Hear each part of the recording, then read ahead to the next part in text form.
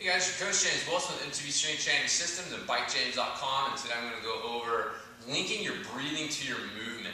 And probably the biggest lesson that I took away from my weekend at the Russian Kettlebell certification was how powerful linking the breathing to your movement can be. Something that I was not doing, I was not taking advantage of, and had no idea how powerful it was. So what I want to do is kind of go over some of the lessons that I learned there and show you how to link your breathing to your movement, and also show you the two different types of breathing that you need to have. So first of all, when we're talking about breathing, we're talking about breathing with the diaphragm.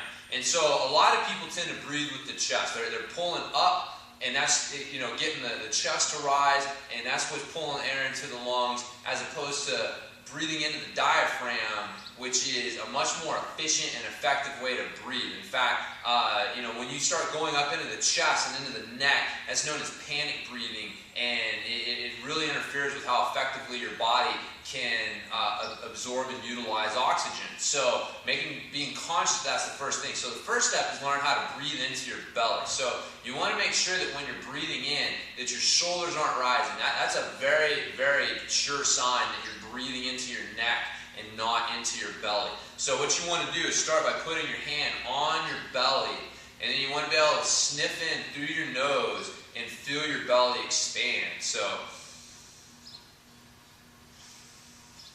and then back out. So breathe in through the nose, and back out. And so again, you want this expanding. You do not want to feel like that's not it, all right? So make sure that you're getting that down. So whenever we're talking about breathing, we're talking about breathing into the belly and not into the chest. So the two different types of breathing that you want to have command of are your rhythmic breathing, which would be attached to things like swings and snatches, and also your grinding breathing or high tension breathing, which is what you would use for presses or squats. And so I'll show you how those two things break down. So first, the rhythmic breathing. The rhythmic breathing is very quick in nature. So it's basically sniffing in and immediately right back out. And so it's a lot like throwing a punch. Think about a fighter throwing a punch. You know, when they exhale, they're gonna breathe in, stabilize, and when they punch, and they're gonna time their breath with their punch to give it maximum power. And so what you want to do is use your breath and time it. You know, in the case of our swings and our snatches, we're timing it with our hips. So what we're going to do when you do your swings, you want to sniff in on the way down, and then powerfully exhale on the way out. The quicker you can get out, you don't want it to be a long, protracted breath. So you don't want to be like that's not it. It's got to be like, the more intense and focused you can make your breath, the more intense and focused that power is going to be. And so for your swings, this is what it's going to look like. It's set for your start. When you hike back, sniff in.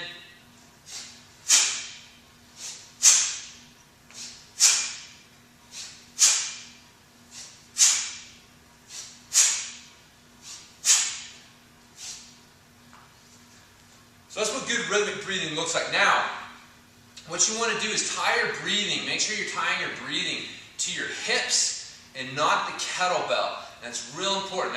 And that's probably the biggest thing that I'm seeing in my facilities. I'm trying to get people to incorporate this more, is we're so focused on the weight or the kettlebell that's what we're timing our breathing to and not our body. So you want to time your breathing with your hips. So what you want to do is wait. When the kettlebell is dropping, wait until it gets, you know, right out here, like right till the last second, where you have to push your hips back, you know, to keep your hands from slamming into your crotch. So wait, and as soon as your hips go back, you sniff in, and then you're going to exhale.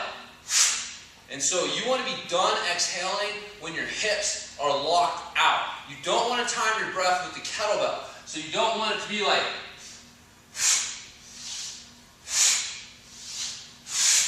you see, like that's timing. I'm timing my breath when the kettlebell is dropping, not when my hips are moving back, and I'm timing my breath to when the kettlebell comes to the top, not when my hips are locked out. So if you're doing this right, again, it's going to be real quick, and immediately a reversal. And if you don't do that, you're going to have a tough time popping out of the bottom position.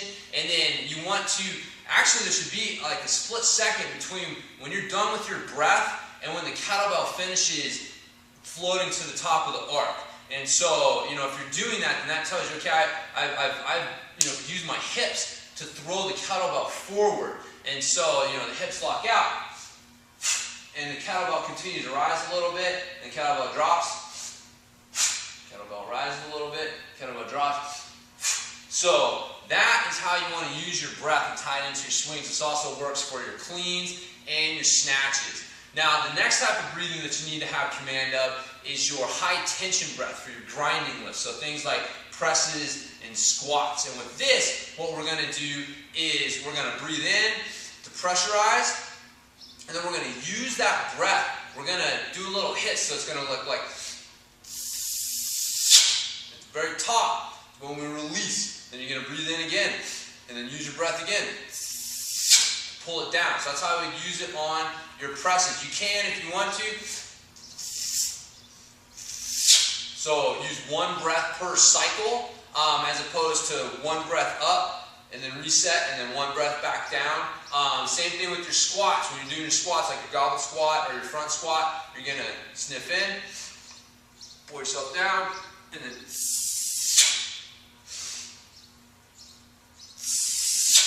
so again, you want to, you know, try to breathe out. It's that Valsalva maneuver. Basically, you're trying to breathe out, but you're not letting all the air escape. What that does, that pressurizes your core, stabilizes the spine, and just basically makes you stronger. So again, using that breath, sniffing in to pressurize, and then, you know, using that breath. I want to hear it. You know, that's what I'm telling people in my facility. If I can't hear it, it's not happening. So don't worry about, you know, being too loud. It's funny, when I came back from the RKC, my little girl asked me if I had to make all those strange noises now, and I told her, yes, sweetie, I do. It makes Dad stronger. So anyways, don't worry about people looking at you funny. You know, just do it, and it's going to really make a big difference. So again, I got to tell you, whenever I noticed myself starting to get tired during the RKC weekend, when I went back to my breath, it gave me the power and endurance that I needed to get through the drills. So I can't overemphasize how powerful this is. It all starts with the breathing. So make sure you're connecting your breathing to your exercises and being aware of the different types of breathing and how to use them effectively. So, and again, just as a disclaimer, this obviously does not apply to you if you have some sort of cardiac condition or something like that. Please don't take the advice of some random dude off of the internet. Check with your doctor first before you start applying any of this advice. But anyways, if you don't have any sort of problems, then this is a good way to use your breath to enhance your strength and your endurance. So anyways, hopefully you guys have found this informative. If you got any questions on it, post it in the blog, and I'll get to it as soon as I can. Once again, it's been James Wilson with MTV Strength Training Systems. You can check me out on the web at bikejames.com, and I will talk to you guys next time.